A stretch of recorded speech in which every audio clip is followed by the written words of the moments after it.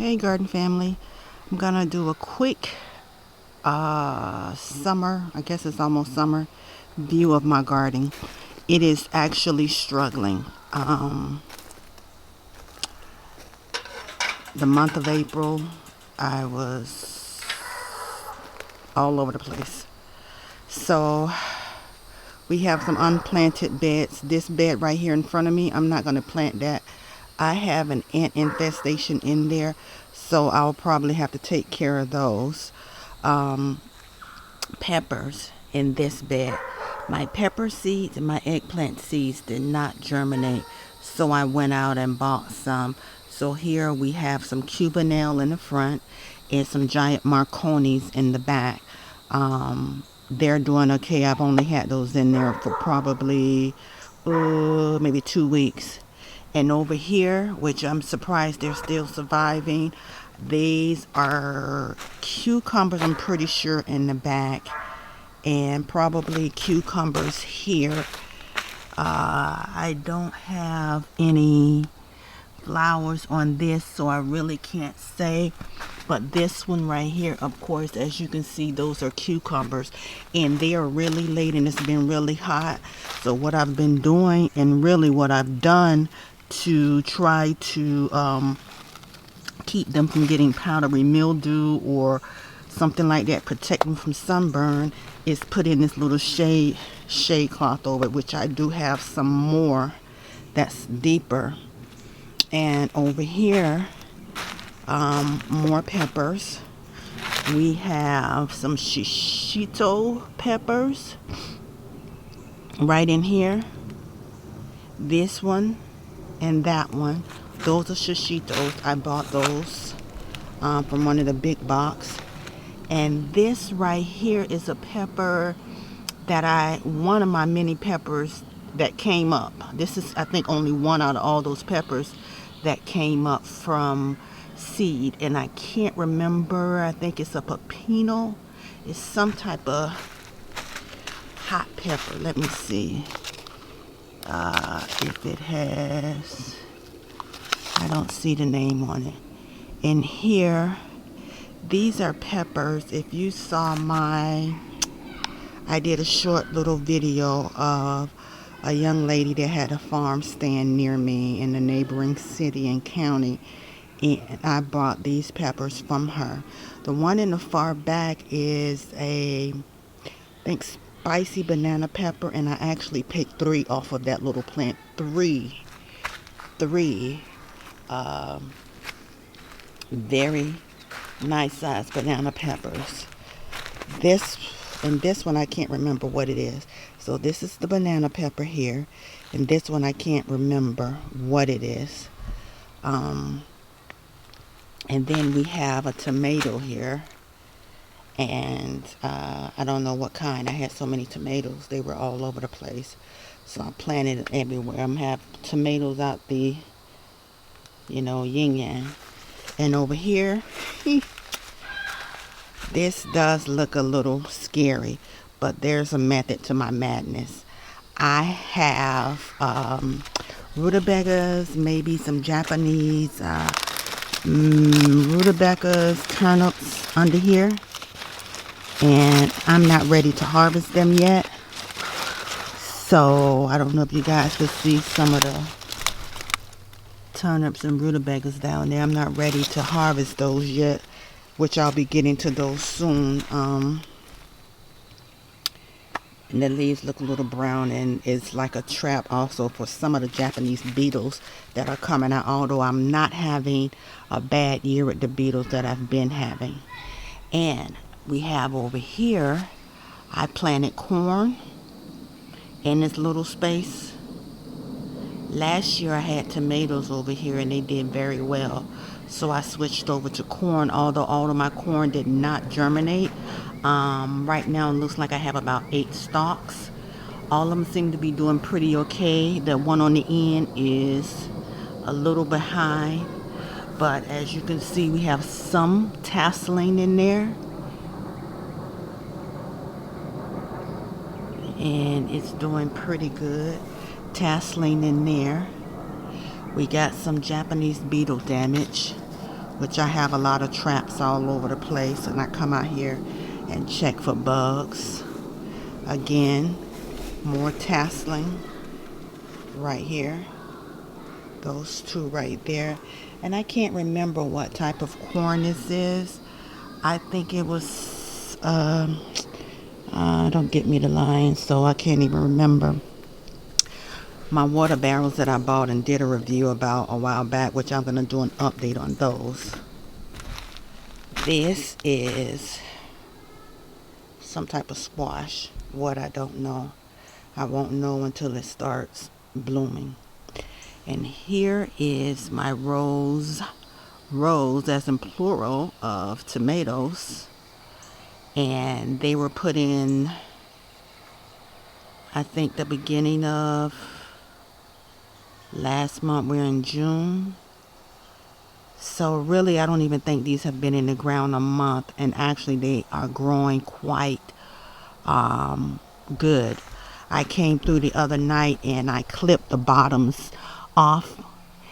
And we got a little drooping. It's been extremely hot. We have flowering on most of those.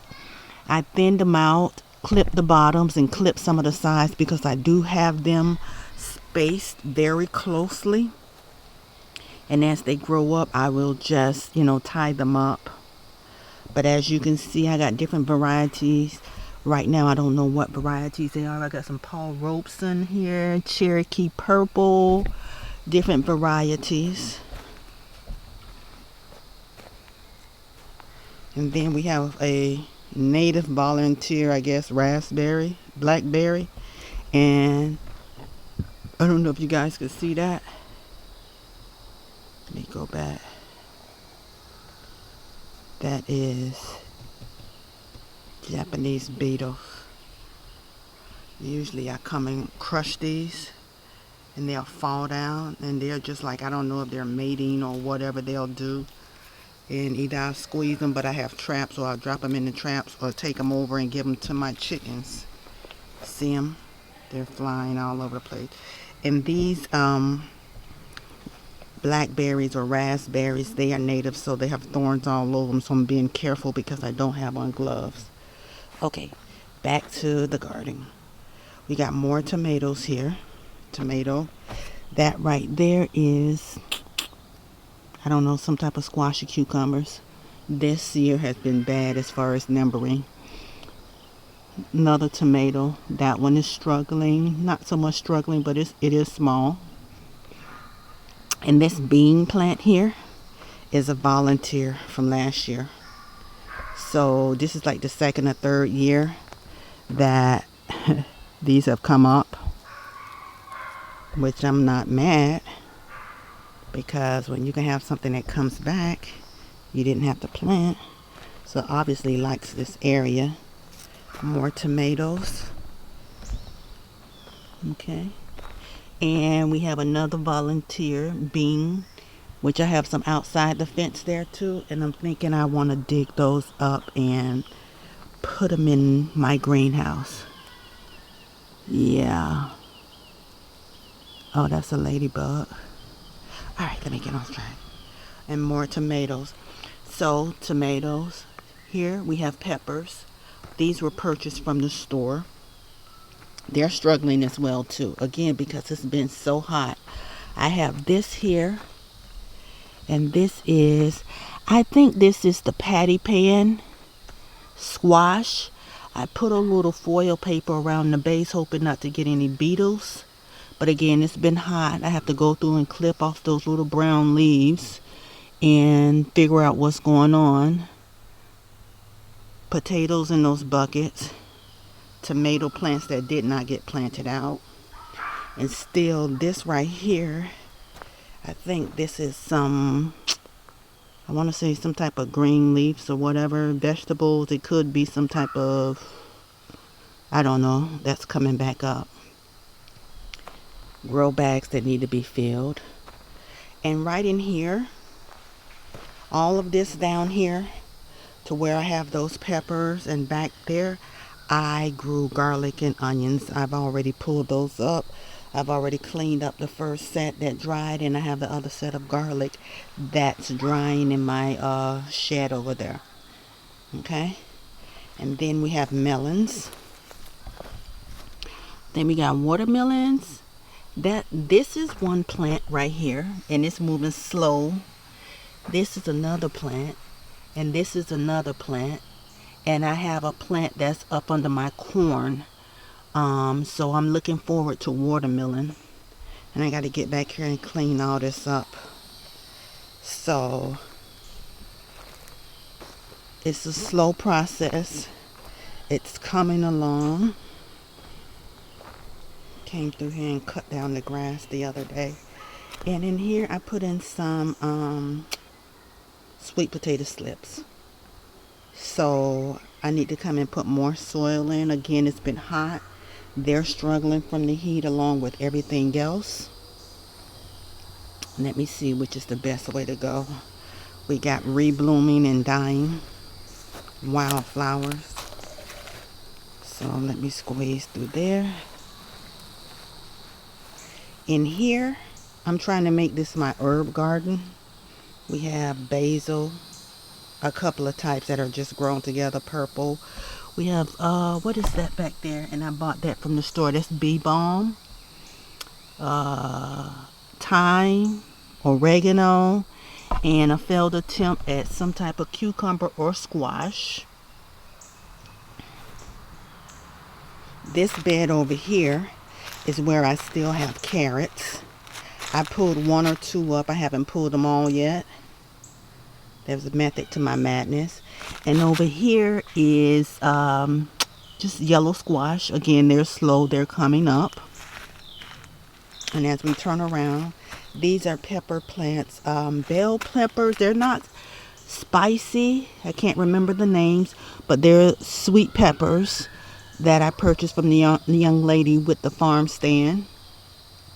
Can't remember the names. The names are on those paper tags that I've watered and watered. So they're no good. This right here is either a squash or a cucumber. It looks like squash leaves. Another one here, again, shading it from the sun.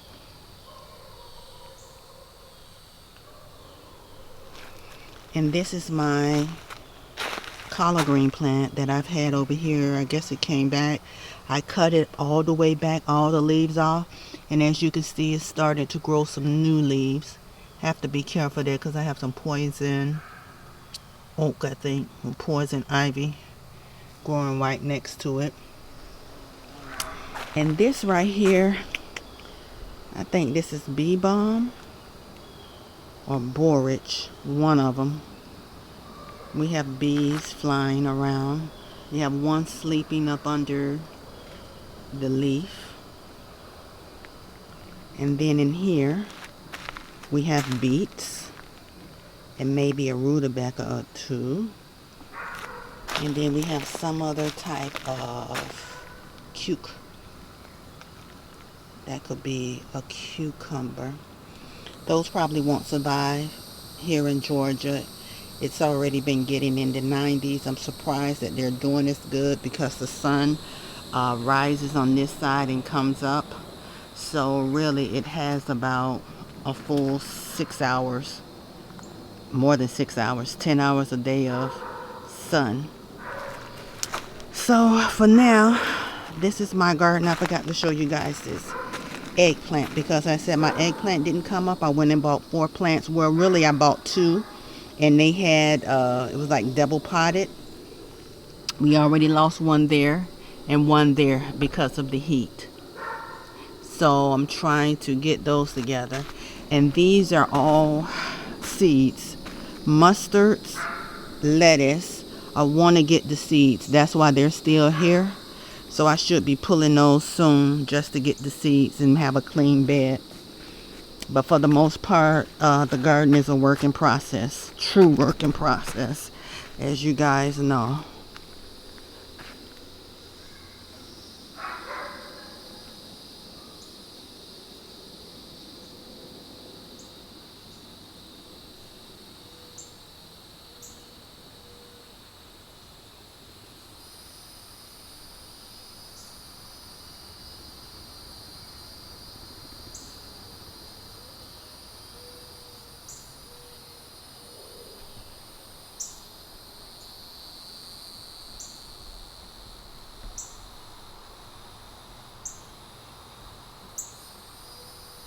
All right, guys. Keep gardening.